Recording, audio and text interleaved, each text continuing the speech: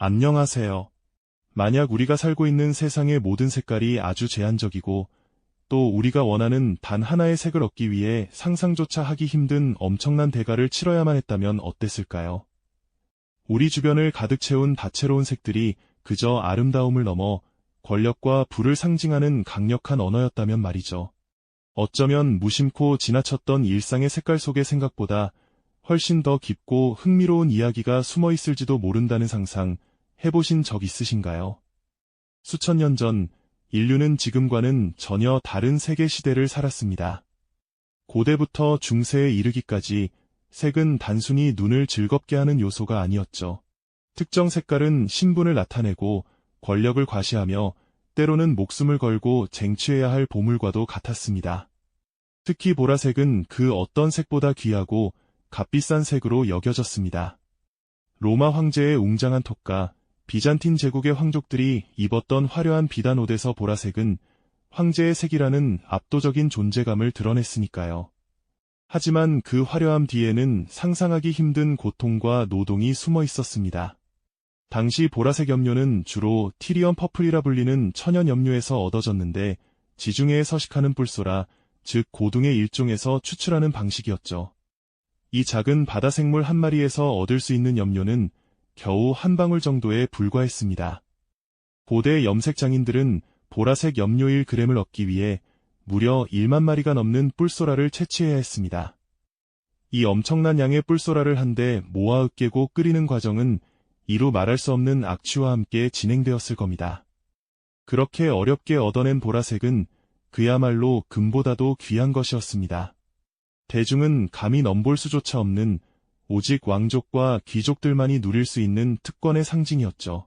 고대 이집트의 벽화나 중세시대의 그림들을 살펴보면 오늘날 우리가 보는 것보다 훨씬 더 제한적인 색상 팔레트를 발견할 수 있습니다. 대부분의 사람들은 흑색, 갈색, 회색 등 자연 그대로의 색으로 이루어진 세상 속에서 살아야 했습니다. 화려한 색깔은 부와 권력을 가진 소수만의 전유물이었고 평범한 이들에게는 꿈에서나 가능한 일이었죠. 이처럼 19세기 중반까지 인류는 화학기술의 한계에 부딪혀 오직 자연에서만 색을 얻을 수밖에 없었습니다. 식물의 뿌리나 잎, 곤충, 광물 등에서 추출한 천연염료는 그 종류가 한정적이었고 색을 내는 과정은 고되고 비효율적이며 무엇보다 비용이 엄청났습니다. 원하는 색을 얻기 위해 수많은 자원을 소비하고 오랜 시간을 들여야 했기에 색은 늘 귀하고 귀한 존재였습니다. 이러한 답답하고 제한적인 상황은 마치 회색빛 안개가 세상을 덮고 있는 듯 느껴졌을지도 모릅니다. 그렇게 인류는 수천 년 동안 제한된 색상 팔레트 속에서 갈증을 느껴왔습니다. 더 선명하고 더 다양한 색깔에 대한 욕망은 커져만 갔지만 누구도 그 해답을 찾지 못했죠. 색은 여전히 소수 특권층의 상징이자 자연의 품에서만 허락된 신비로운 존재였습니다. 하지만 머지않아 이 오랜 갈증을 단숨에 해소하고 세상의 모든 것을 뒤바꿀 놀라운 발견이 찾아올 것이라는 사실을 당시의 사람들은 알지 못했습니다.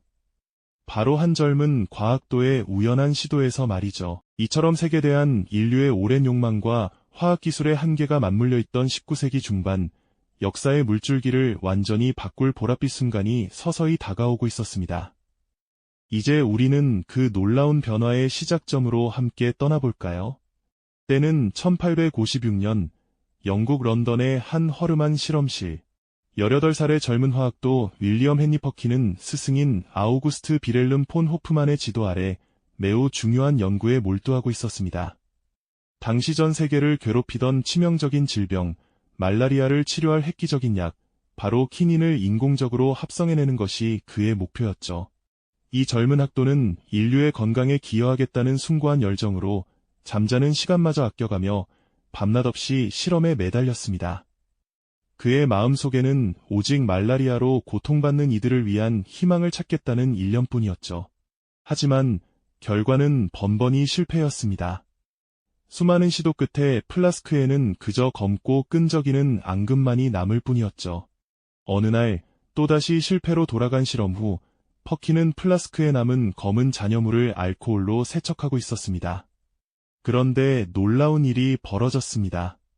투명해야 할 알코올이 순식간에 아름다운 보랏빛으로 물드는 것이 아니겠어요.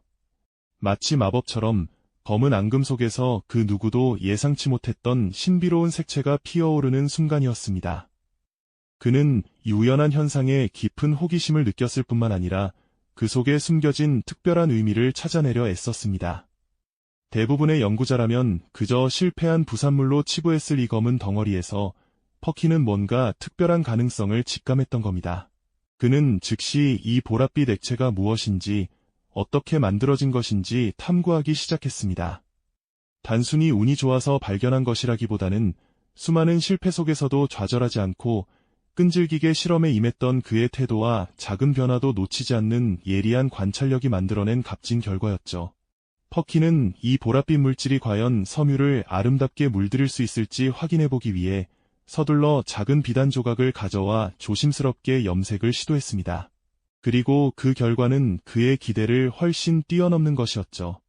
비단은 지금껏 인류가 보아왔던 어떤 보라색보다도 선명하고 아름다운 보랏빛으로 물들었습니다.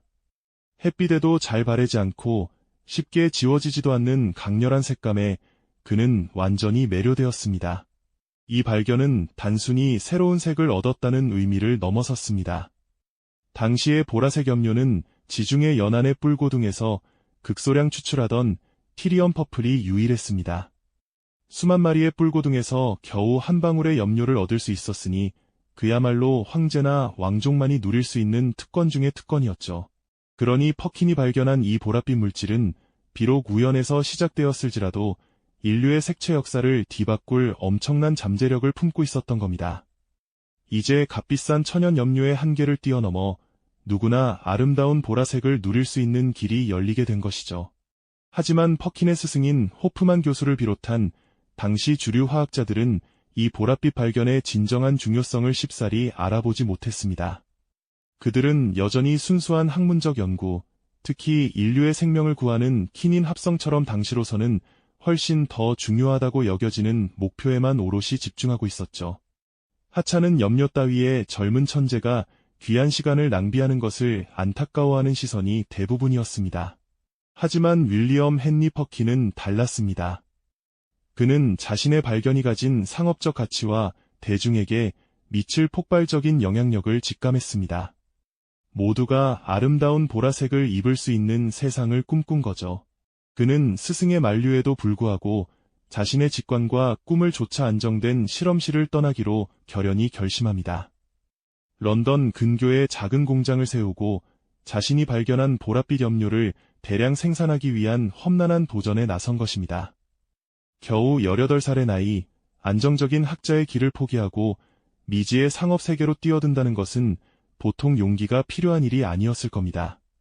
하지만 퍼킨은 확신했습니다. 이 보랏빛 발견은 단순히 실험실 안에서만 머물러서는 안 돼 인류 전체의 삶을 변화시킬 가치를 지니고 있다고 말이죠. 수많은 시행착오와 기술적 난관 속에서도 퍼킨은 끈질기게 매달렸습니다. 그는 자신의 염료에 모베인, 모비인이라는 이름을 붙였습니다. 프랑스어로 접시꽃을 뜻하는 모브에서 따온 이름이었죠. 이 이름처럼 아름다운 색깔이 전 세계를 물들일 날을 꿈꾸면서 말입니다. 마침내 1857년 윌리엄 헨리 퍼킨은 세계 최초의 합성 염료인 모베인을 상업적으로 생산하는 데 성공했습니다. 이로써 인류는 자연의 제약에서 벗어나 원하는 색을 자유롭게 만들어낼 수 있는 새로운 시대를 맞이하게 됩니다. 인류의 색채 역사를 송두리째 뒤흔들 그 놀라운 이야기는 이제 막 흥미진진하게 시작되었을 뿐입니다. 과연 이 작은 보랏빛 혁명이 가져올 세상의 변화는 어떤 모습일까요? 이 작은 보랏빛 혁명이 가져올 세상의 변화는 실로 놀라웠습니다. 윌리엄 헨리 퍼킨이 개발한 모베인은 이제 더 이상 실험실 안의 희귀한 물질이 아니었죠. 대량 생산이 가능해지면서 그 선명하고 아름다운 보라색은 순식간에 유럽 전역을 물들이기 시작했습니다. 마치 오랫동안 닫혀있던 세계 문이 활짝 열린 것처럼 이전에는 상상하기 어려웠던 풍부한 보라색의 물결이 사람들 일상 속으로 거침없이 스며들기 시작한 겁니다. 단순히 눈에 보이는 색 이상의 의미를 지니게 되었죠. 그것은 곧 인류의 삶을 변화시킬 혁명의 상징이었습니다. 이러한 변화의 중심에는 바로 당대 최고의 영향력을 자랑했던 빅토리아 여왕이 있었습니다. 1862년 런던에서 열린 세계 박람회에서 여왕은 모베인으로 염색된 화려한 비단 드레스를 입고 대중 앞에 모습을 드러냈습니다. 당시 패션과 유행의 최전선에 있던 여왕의 선택은 곧 엄청난 파급력을 불러왔죠.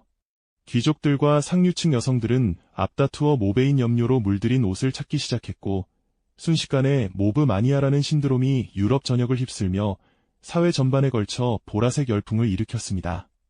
파리의 패션쇼 무대는 화려하고 다채로운 보라색 물결로 가득 찼고, 길거리의 쇼윈도에는 이전에는 볼 수 없었던 다양한 보라색 의상들이 경쟁하듯 진열되기 시작했습니다. 상류층을 중심으로 시작된 이 보라색 열풍은 마치 거대한 파도처럼 빠르게 퍼져나가며 시대의 아이콘으로 자리매김하게 됩니다. 하지만 모베인 혁명의 진정한 가치와 의미는 단순히 상류층의 유행을 넘어섰다는 데 있습니다. 이전 시대에는 값비싼 천연 염료 때문에 특정 색상을 접하고 사용하는 것이 귀족이나 부유층만의 특권이었죠. 특히 보라색은 왕족과 권력의 상징으로 여겨지며 일반 서민들은 감히 꿈꿀 수도 없는 색이었습니다. 하지만 퍼킨의 모베인 덕분에 이제는 저렴한 가격으로도 선명하고 아름다운 보라색을 누릴 수 있게 된 것입니다. 마치 하늘의 무지개가 특정 계층의 전유물이 아니듯 색채는 더 이상 부와 권력의 상징이 아닌 모두가 누릴 수 있는 일상의 기쁨이 된 거죠.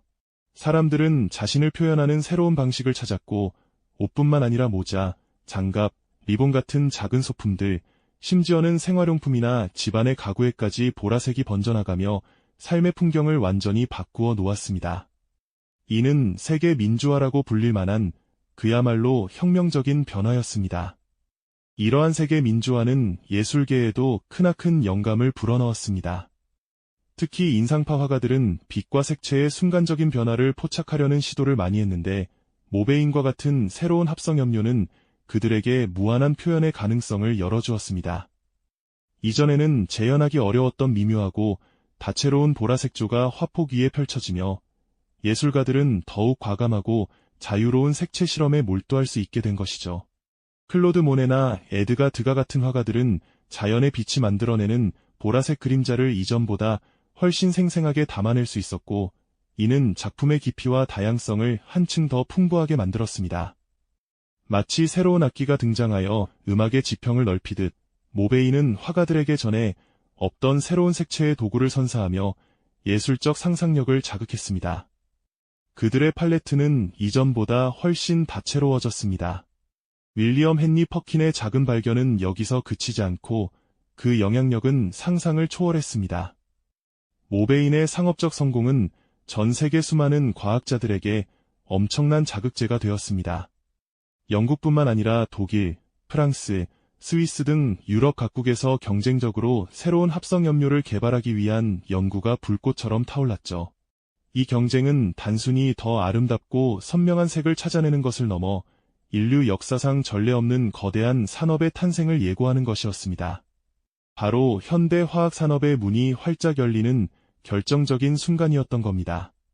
모베인은 단순한 보라색 염료가 아니었습니다. 그것은 인류가 자연의 한계를 넘어설 수 있다는 가능성을 명확히 보여준 첫걸음이었고, 과학적 탐구가 예술과 문화, 그리고 산업 전반에 걸쳐 얼마나 폭발적이고 예측 불가능한 변화를 가져올 수 있는지를 증명하는 강력한 상징이었습니다. 마치 작은 씨앗 하나가 거대한 숲을 이루듯 윌리엄 헨리 퍼킨의 보랏빛 발명은 세상의 모든 색을 재정의하고 인류의 삶을 송두리째 바꿔놓는 거대한 혁명의 시작을 알렸습니다.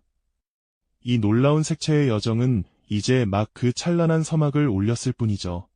이 영상이 도움이 되셨다면 좋아요와 구독 부탁드립니다. 여러분의 응원이 제게 큰 힘이 됩니다.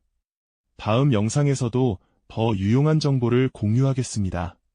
감사합니다.